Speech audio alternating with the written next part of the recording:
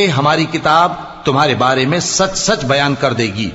जो कुछ तुम किया करते थे हम लिखवाते जाते थे। अब जो लोग ईमान लाए और नेक काम करते रहे उनका परवरदिगार उन्हें अपनी रहमत के बाग में दाखिल करेगा।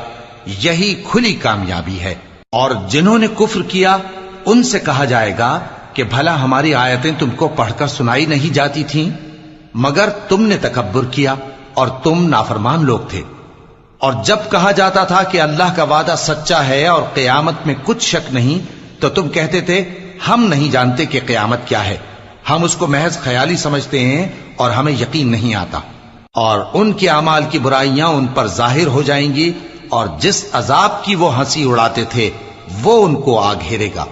और कहा जाएगा कि जिस तरह तुमने इस दिन के आने को भुला रखा था उसी तरह आज हम तुम्हें भुला देंगे और तुम्हारा ठिकाना दोज़ख है और कोई तुम्हारा मददगार नहीं।